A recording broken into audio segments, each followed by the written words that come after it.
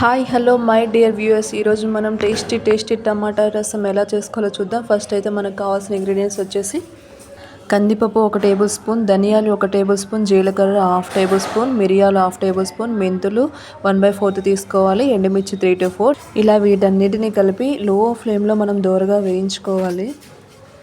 మధ్యలో ఇలా తిప్పుకుంటూ లో ఫ్లేమ్లో వేయించుకోవాలి. ఆ తర్వాత టొమాటోస్ వచ్చేసి 4 to 5 తీసుకోవాలి. చింతపండు ఒక నిమ్మకాయ సైజ్ తీసుకోవాలి, అంటే మనకి ఎంత రసం కావాలో దాన్ని బట్టి తీసుకోవాలి. వీటన్నిటిని కలిపి ఒక మిక్సీలో వేసేసుకొని చక్కగా మిక్సీ పట్టేసుకోవాలి.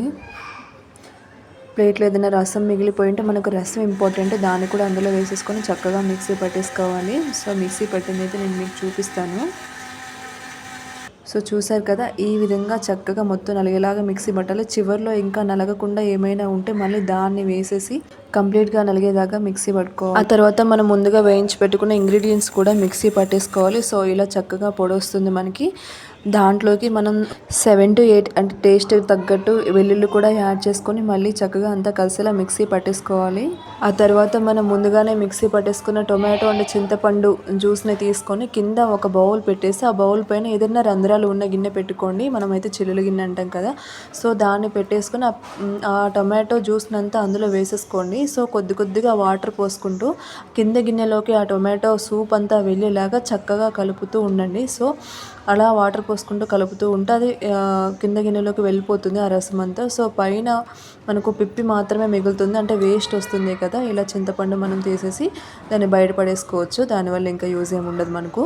సో ఫైనల్గా అయితే మనకు రసం ఈ విధంగా వచ్చేస్తుందండి. తర్వాత 3 to 4 పచ్చిమిర్చి, కొద్దిగా కరివేపాకు, కొత్తిమీర రెడీ చేసుకోవాలి.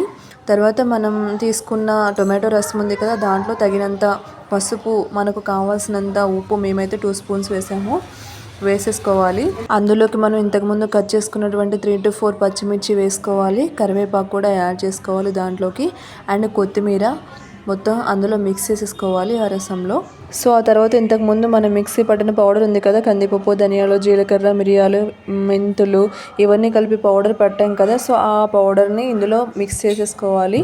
సో ఇలా కంప్లీట్గా మిక్స్ చేసుకున్నాక మనం చక్కగా స్టవ్ మీద దీన్ని వేడి చేసుకోవాలి.